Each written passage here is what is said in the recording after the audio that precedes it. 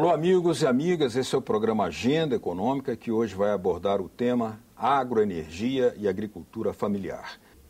Quase 80% da matriz energética brasileira vem de fontes renováveis. A maior contribuição é das hidrelétricas, com 71% do total. Em segundo lugar está a biomassa, que responde por 6%, mas que apresenta grande potencial de crescimento.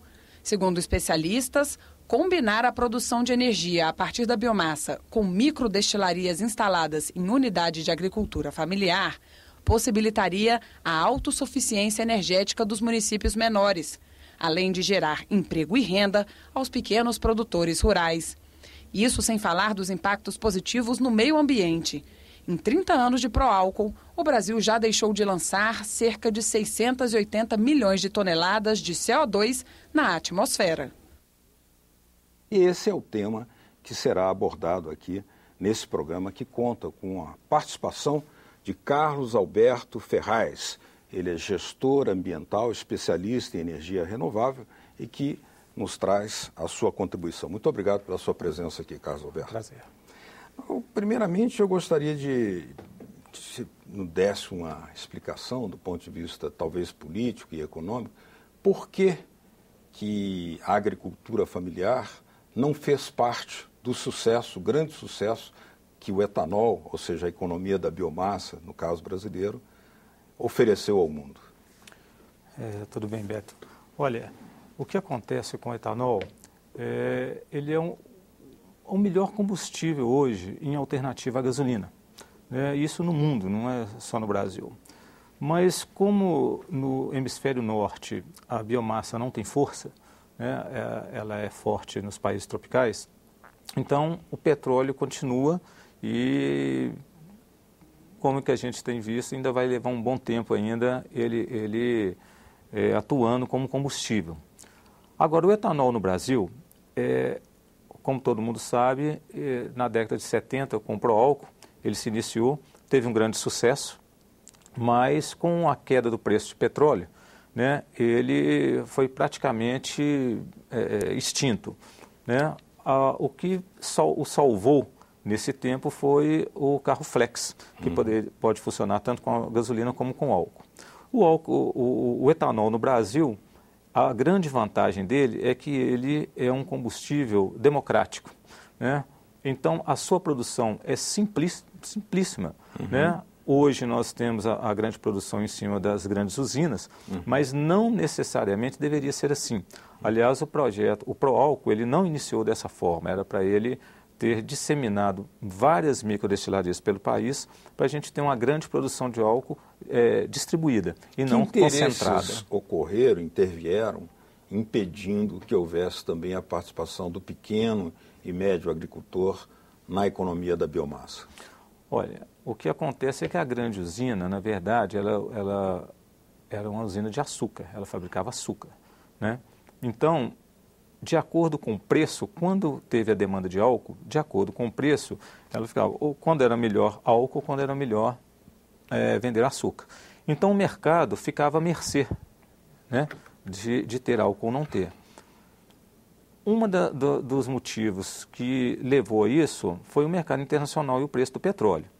Agora, se o Brasil tivesse os estoques regulatórios de álcool, isso aí não aconteceria.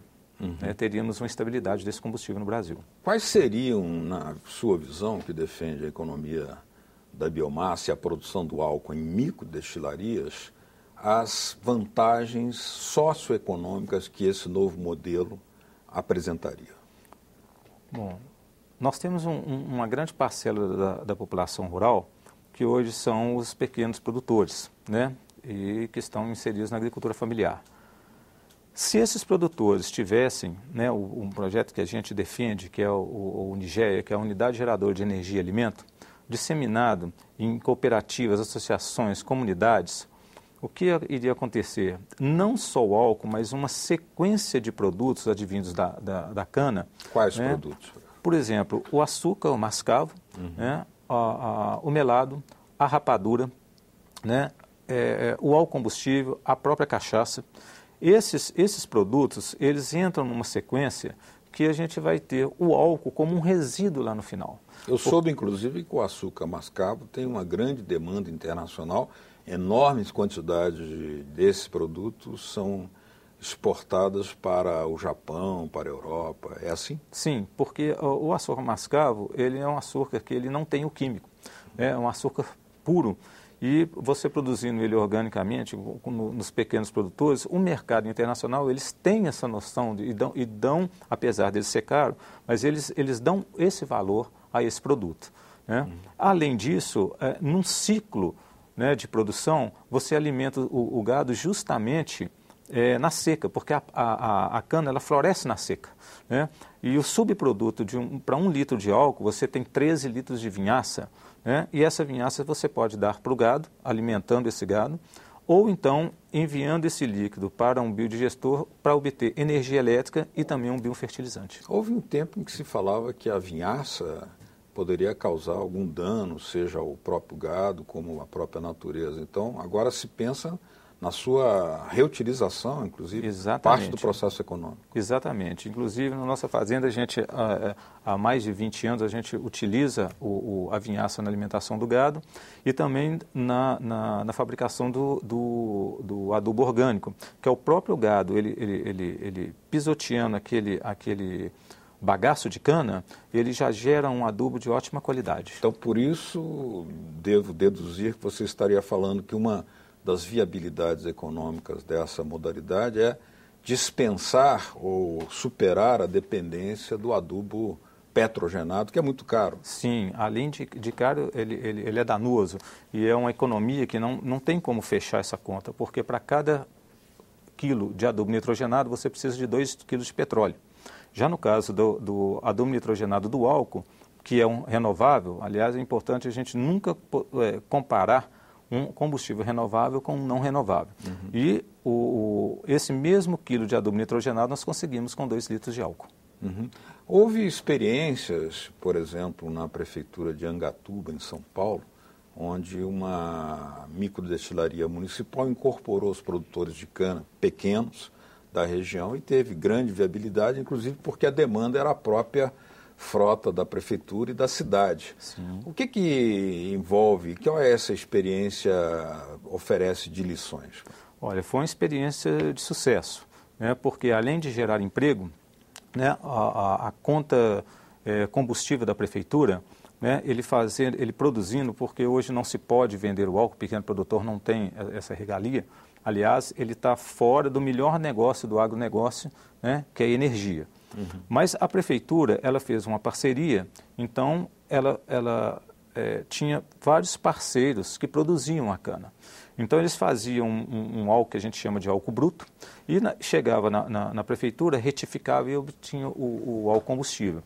A conta praticamente ela desapareceu porque esse combustível, o custo dele para a prefeitura era muito baixo.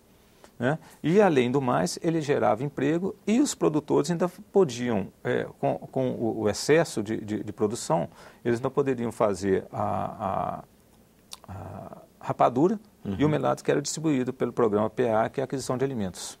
Para a merenda escolar. Para a merenda escolar. Então, eles ainda obtinham renda vamos dizer, de um subproduto. Né? No caso, nós temos aí uma relação que também é preciso ser discutida, né, que há muito desperdício nesse processo, seja do bagaço da cana, que poderia ser reaproveitado, seja não só para o gado, mas para a produção de energia também, como já o é em muitos casos, né? Mas também na própria produção do álcool há uma certa fase de desperdício. Poderia explicar isso? Olha, o Unigea, quando nós o criamos, o saudoso Marcelo Guimarães, que ele era o ponto fundamental, o mentor, né, do projeto, era o seguinte, era fazer uma integração. Então, os pequenos produtores, com uma microdestilaria, né, eles poderiam produzir não somente o álcool e a cachaça, mas também alimentar o gado.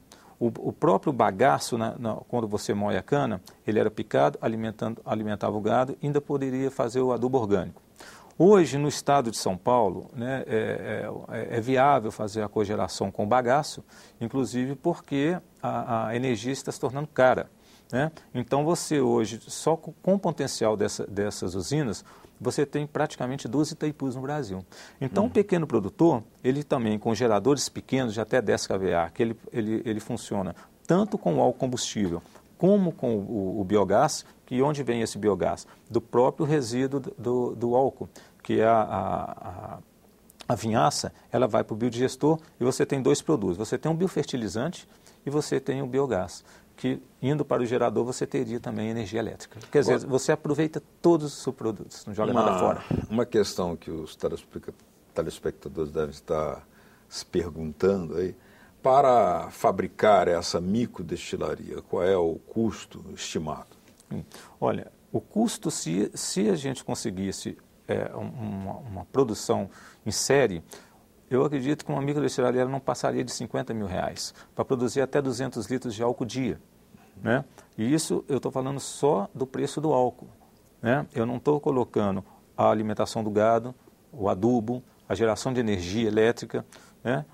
A quantidade de adubo que ele iria ter para voltar para o campo, para ele ter mais uma produção, não só em quantidade, mas também em qualidade, porque ele não iria pôr adubo químico, ele já teria o seu adubo pronto, de excelente qualidade, que é o biofertilizante. Então, reduzindo os custos. Reduzindo os custos numa cadeia de produção, porque numa pequena propriedade, por que ele tem que ser só produtor de agro e de grãos? Ele pode ser também um produtor de energia. Toda propriedade rural, querendo ou não, ela tem alguma sobra, e essa sobra ela é passível de produzir energia. Muito bem, nós vamos fazer um pequeno intervalo aqui. No próximo bloco nós vamos discutir acerca dos desdobramentos e impactos ambientais e também os aspectos sociais, socioeconômicos dessa outra modalidade de produção de energia renovável, a biomassa. Até já.